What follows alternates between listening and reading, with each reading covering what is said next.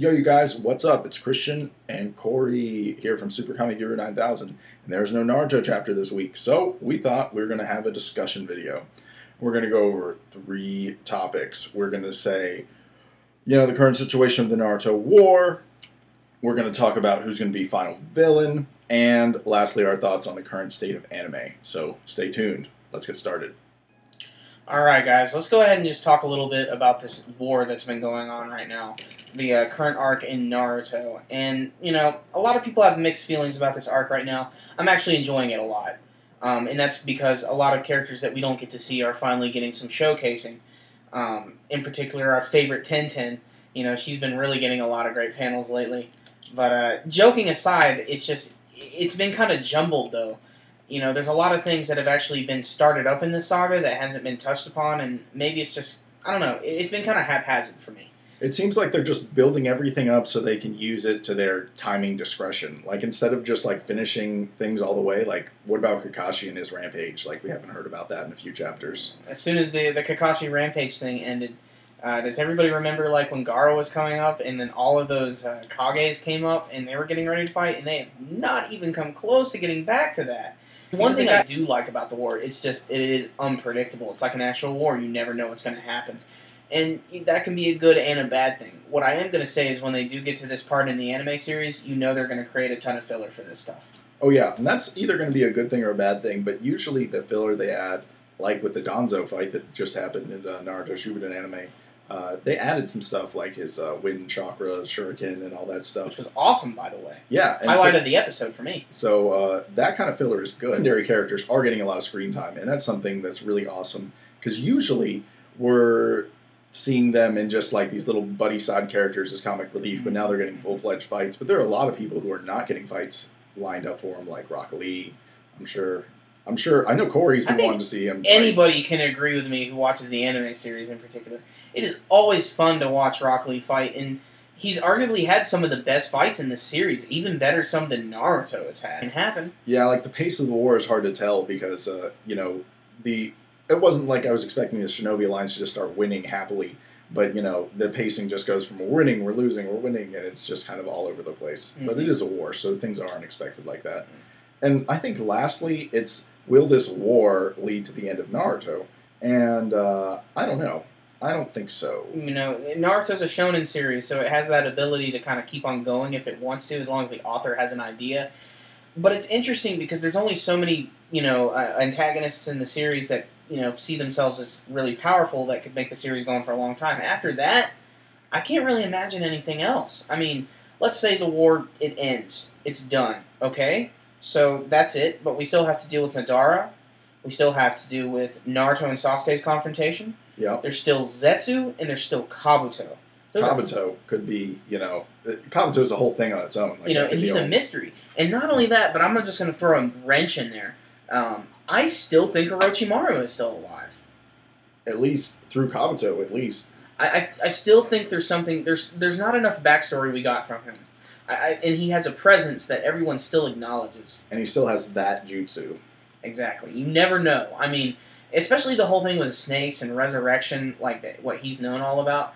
I have a feeling that of the final villains, it's going to be either Madara, Kabuto, or Orochimaru. That's and probably maybe a most likely. Slim chance that Zetsu might do something that we do not expect. Because Zetsu's a whole mystery on its own, but we won't get into that. So it would be easy to just talk final villain for another few minutes, but what we want to talk about is Zetsu, because he is one of the most mysterious people in the Naruto series. We know nothing about him. We know there's a white half which is used at multiplying, and then we know there's a black half which is used at mimicking, and or maybe they both have that power. It's hard to tell. Mm-hmm. And so this is the most mysterious character, and most likely the most interesting for us on the bad guy side. So we thought we'd just talk about Zetsu. Yeah, I mean, as far as mystery goes, like you said, we know nothing about him. I have a few theories myself of what I think Zetsu might actually really be. Obviously, we got a little bit of evidence when we saw Yamato get captured.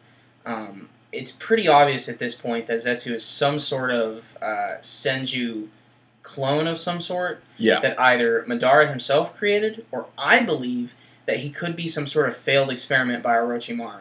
Another reason I feel that Orochimaru's presence is still pretty big in this series. And it makes sense, too, when you think about it, because Orochimaru was always known about doing experimenting on people, especially on the Senju clan. In fact, he is the one that created Yamato. So it would make sense that maybe he created some sort of experiment that possibly escaped and became Zetsu. Who knows? When we get like a more of a confirmation it's Madara, we always hear Zetsu go up and say, "Hey, Toby," and who knows Madara better? They could be one and the same. Yeah, who knows? Madara or Toby better than Zetsu? No one. They are the team. So. And it's obvious that certain portions of Madara's body are comprised of Zetsu as well. Yeah. So there's still something we just don't know, and obviously that also leads into Madara's identity. They're so mysterious, and they're keeping it hidden for a reason. And I'm just awaiting that chapter when that mask finally gets removed and we get that big reveal. Yeah. I mean, it's going to be one of the biggest reveals, hopefully, I think. I hope the author does it some justice. You know what I mean? No, it definitely needs to be built up properly. It needs to be, revealed at the right time. Yeah. Or the author can do something really bold and never have him take the mask off and keep it a mystery forever. Kind of like you never know what that guy's listening to in Evangelion. Exactly. Yeah. But I mean, like, I don't know. It just seems interesting. But Zetsu himself, he's an interesting character. Every single time he's about to get to fight, he gets interrupted. But I know, the way this war's been going now, we're probably going to see him do something really soon. I actually think, currently in the arc, Madara just summoned the Geto Mazo statue. I think while that's going on, I think Zetsu's actually going to team up with Sasuke, and he's going to have Sasuke try to capture Killer Bee, while Zetsu tries to capture Naruto. And that makes sense because Sasuke has been using Sensor Ninja for a while, at least through Shippuden. So that would make sense for him to have like the ultimate Sensor Ninja on his side. And then when they both get captured, this is going to be perfect. Madara's just going to force them to fight and just watch. Yeah. It's going to be messed up. At least that's my theory anyway. This series, anything could happen now. Yeah. And here we are at the current state of anime. And I watch a ton of anime, and I love a lot of different series. But if there's one thing that both Christian and I don't really care for that much, it's seasonal anime series. And that's just because of all the rampant, ridiculous fan service, and look no further than the new High School of the Dead OVA series that just came out. Yeah. And I mean, if you've seen the most recent OVA, which, remember, this is a show about a zombie apocalypse, alright? Things are supposed to be going bad. It's basically a beach episode, and if you ever watched anime, you know there's usually a beach episode where everybody just goes to the beach. And you know what? It's usually for fan service. And High School of the Dead's already fan servicey without the beach, so when they get there, it just goes rampant. And it's pretty much a softcore porn like you'd find on Cinemax, and that's no exaggeration. There are naked people all over the beach. There is straight up girl on girl action. There are chicks making out on the beach. There is gyrating. There is dry humping. This is just a review. It's not to get you excited. No. And, I was like, all right, High School of the Dead and OVA. I can't wait to see what... Oh. Yeah. I feel weird. Yeah. I don't know. It's so rampant, and it really ruins some series. And all the series that are really prevalent right now, particularly in, like, seasonal anime series, it all relies on that same freaking formula with one dude, like 10 chicks, and they all are, like, completely obsessed with him, and yet he never takes their advances at all. No. And it makes no sense because they're throwing all this fan service in your face, but nobody's biting. The fish is not biting. Yeah. What is going on? And it's just funny because it makes me think, like, Japan's got, like, the mindset of a 16-year-old boy going through puberty. Like, they have the most unrealistic, like, idea of what women are actually like and the way they are. And it's just, I don't know. I think it's funny. I'm glad in series like, Naruto and stuff, it's not that heavy. Yeah. It could be. They could do that, but I'm glad they don't, go crazy with it like High School of the Dead does. Oh, man. It's crazy. But there are some good series out there nowadays. Like, I would like to talk about Gaunt's, which is extremely adult-themed and does have fan service, but is a great story and is very, again, adult-themed, and there is some blood and gore and all that fun stuff. But it's funny, I always have to put a disclaimer on the things I recommend for having blood and gore. But this one is really good, and as Cory likes to say, it is a Matrix that doesn't suck. So, damn right. We won't get into that today, but it's a really good series, and it's got a lot of sci-fi, and if you get current on it, some awesome stuff is happening right now. So definitely check it out.